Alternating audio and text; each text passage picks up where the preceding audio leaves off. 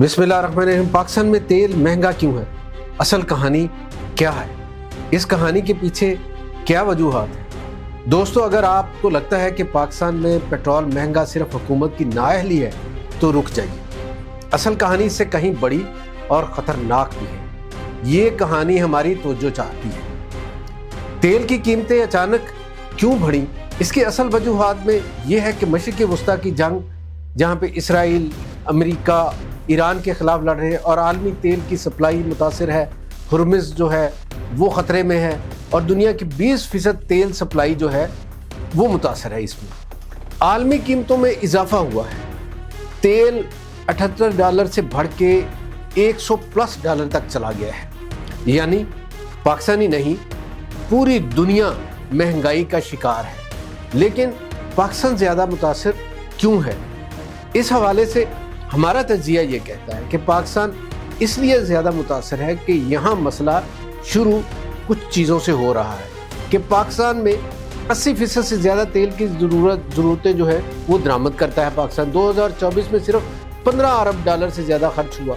यानी तेल महंगा पाकिस्तान की मईशत पे सीधा हमला है। मज़ीद ये कि पेट्रोल पर $100 से ज़्यादा टैक्स, पेट्रोलियम लेवी जिसे कहते हैं, ये आयद है पाकिस्तान में। और क्या हुकूमत जानबूझकर महंगा कर रही? ये सवाल पैदा हो रहा है और ये सवाल अहम है। हकीकत क्या है? इस हकीकत की तरफ अगर जाए तो हुकूमत पहले सब्सिडी देती थी, लेकिन IMF और माशी बहरान की वजह से सब्सिडी ख़त्म करना पड़ी। अब कीमतें आलमी मार्केट के मुताबिक रखी जा रही हैं। वज़ीर ख़जाना मोहम्मद औरंगज़ेब के मुताबिक सब्सिडी जारी रखना मुमकिन नहीं था। अब सब्सिडी जारी रखना मुमकिन नहीं था तो फिर अवाम का सवाल भी जायज़ है कि क्या टैक्स कम नहीं हो सकता था? क्या अशराफिया के अखराजात कम नहीं हुए? हकीकत पाकिस्तान में अक्सर रेवेन्यू का बोझ आम आदमी पर ही डाला जाता है। यही सच्चाई है। यहाँ पे हुकूमतें वादा करती हैं किफ़ायतशारी का, लेकिन नहीं होती। और आम आदमी के ऊपर इसके असरात किस तरह से आते हैं? एक ये कि ट्रांसपोर्ट महंगी हो जाती है, फिर सब्जियां, आटा, दूध महंगा, सनत जो है वहाँ पे लागत बढ़ जाती है, बेरोज़गारी बढ़ती है, महंगाई में तेज़ी आती है। एक सादा सा उसूल है कि पेट्रोल महंगा है तो हर चीज़ महंगी। हम यही देखते आए हैं और इस दफ़ा भी यही कुछ हो रहा है। पाकिस्तान खुद तेल व गैस कितना निकालता है, ये सवाल भी हमारे सामने आता है। तो पाकिस्तान की जो कुल पैदावार है, तेल बहुत कम, ज़रूरत से सिर्फ 15-20% और गैस इससे भी कम। नतीजा क्या है कि पाकिस्तान एक एनर्जी इंपोर्ट करने वाला मुल्क बन गया। हम अपनी ज़रूरत की एनर्जी जो है वो इंपोर्ट करते हैं। अब सवाल आता है कि क्या ईरान हमें सस्ता तेल दे सकता है? ये एक अहम और हसास सवाल है। इसके हवाले से हकीकत का जायज़ा लें तो हकीकत यह है कि पाकिस्तान ईरान से तजारत करता रहा है।